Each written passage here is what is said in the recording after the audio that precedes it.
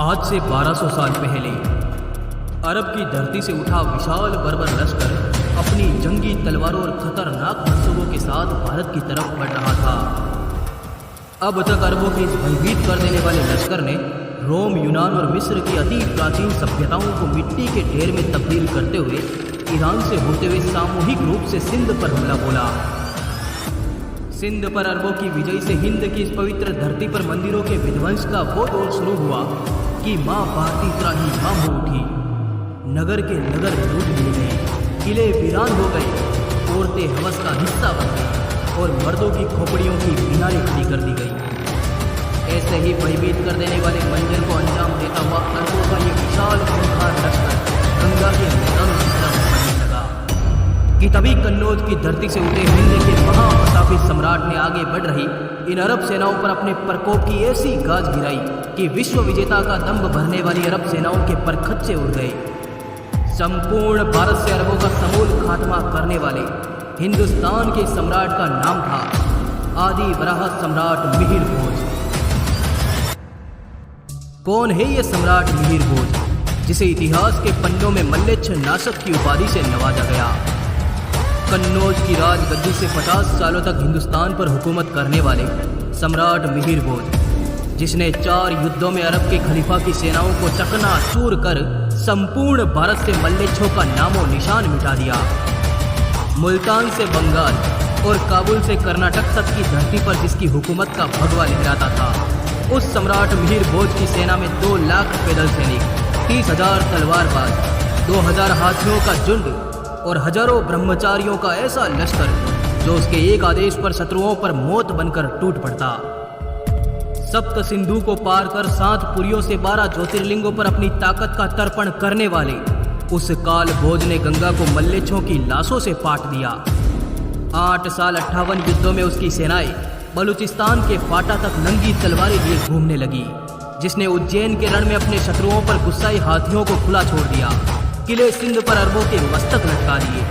बीच रण के मैदान से राष्ट्रकूट राजा को बंदी बनाकर जो कन्नौज ले गया, उस परम प्रतापी सम्राट की कीर्ति गाता यह वीडियो हर हिंदू तक पहुंचे, जिसके खौफ का अंदाजा ये था कि उसके जीवित रहते मुस्लिम यात्रियों तक ने भारत आना बंद कर दिया। उम्मीद है आप इस वीडियो को लाइक जरूर करेंगे।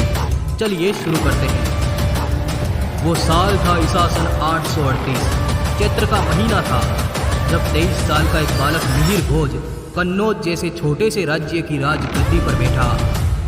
काल भोज के नाम से प्रसिद्ध इस बालक ने सत्ता पर आते ही कन्नौज के आसपास के नगरों पर सेनाएं चढ़ाना आरंभ कर दिया। देवरा, होसी, ढोरगढ़ जैसे किलों को जीतकर मात्र 2 सालों में इस बालक ने पांचाल की पूरी धरती को अपने कब्जे में कर लिया। इन ताबड़तोड़ जीतों से मिहिरा की सेना ताकत और चाहत में ऐसा विस्तार हुआ कि उसने कन्नौज के पूर्व में स्थित बंगाल जैसे समृद्ध राज्य पर अपनी ताकत का भगवा लहराने की प्रतिज्ञा ली। बंगाल उस ताकतवर राज्य का नाम था जिस पर पाल वंश की सालों पुरानी मजबूत हुकूमत थी। उनकी ताकतवर सेना के आगे बंगाल पर कोई परिंदा भी पर नहीं मार सकता। परंतु मिहिरा को भली प्रकार याद था इन्हीं बंगाल के उदंडी पाल राजाओं ने उसके पिता को किस कदर कन्नौज के रण में बेरहमी से मार डाला था। अपने पिता के हथियारों को मृत्यु दंड देना भोज का परम लक्ष्य था। इन्हीं वजहों से शांति के समझौतों को ताक पर रखकर उसने विजयदशमी के दिन सरयू के किनारे अपनी सेनाओं को एकत्र किया और सामूहिक रूप से अपने से 4 गुना विशाल बंगाल जैसे बलवान और वैभवशाली राज्य पर चढ़ाई कर दी। वो अपनी पूरी ताकत के साथ बंगाल पर भूखे सिंह की भांति टूट पड़ा। 25 साल के उस लड़के मिहिर भोज का ये घातक हमला पाल वंश पर एक कलंक साबित हुआ और यही कलंक राजा देवपाल की मृत्यु का कारण बना। राजा देवपाल की मृत्यु की खबर मिलते ही मिहिर भोज ने एक बार पुनः अपनी सेनाओं को संगठित किया और सोन नदी के उत्तरी पर्वतों से होते हुए बंगाल पर अत्यंत वेग से दोबारा हमला बोला। राजा की मृत्यु के शोक में डूबे शांत बंगाल पर मिहिर भोज एक प्रकोप की भांति टूट पड़ा और अपराजित कही जाने वाली पाल वंश की विशाल सेनाओं के पांव कन्नौज के क्षत्रियों ने उखाड़ डाले।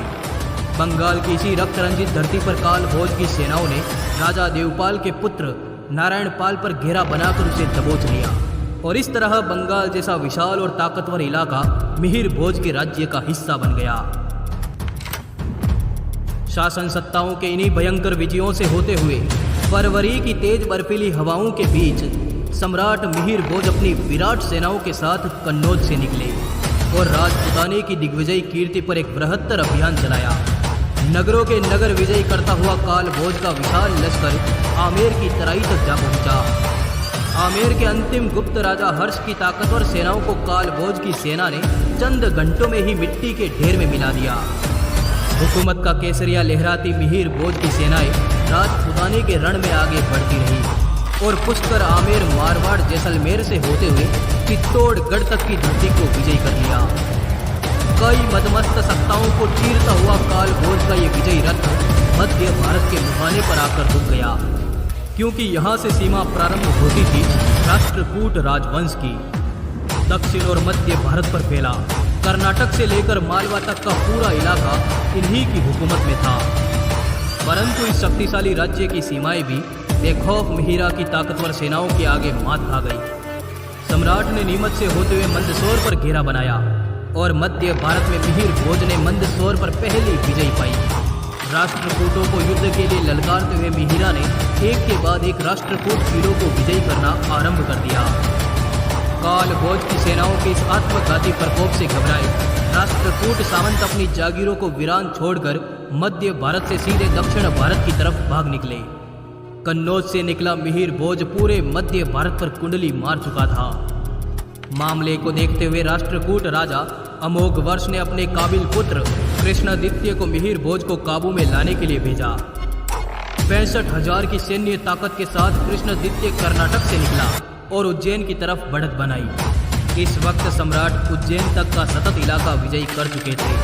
रात्रि तक उनकी सेनाओं ने उज्जैन के बाहर पड़ाव डाला, परंतु भोर के पहले ही पहर में राष्ट्रकूटों की विशाल सेनाएं काल भोज की सेनाओं पर टूट पड़ी। 25 जागीरों की संयुक्त सेना वाली राष्ट्रकूट सेना के विरुद्ध मिहिर भोज अकेला सीना ताने खड़ा था।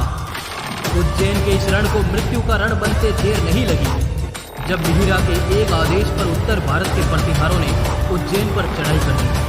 पूरा उज्जैन घेर लिया गया और फिर मृत्यु का ऐसा तांडव शुरू हुआ कि मांस के लथेड़ों के बहते रक्त से धरती का हर कतरा लाल हो गया।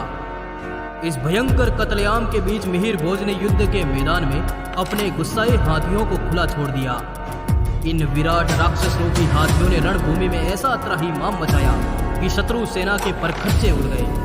भिंडर शिलालेख में इस युद्ध का जिक्र मिला, जिसमें लिखा है, रणभूमि में मिहिर भोज के हाथियों ने ऐसा हाहाकार मचाया कि उज्जैन के आसपास के 60 ठिकानों में एक भी वीर जीवित नहीं बचा।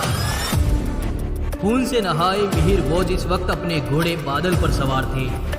दुश्मनों को चीरते हुए उन्होंने यमुना के तट पर अपने खेमे में बैठे राष्ट्रकूट राजा कृष्णादित्य को दबोच लिया और उसे बंदी बनाकर राजधानी कन्नौज भेज दिया गया।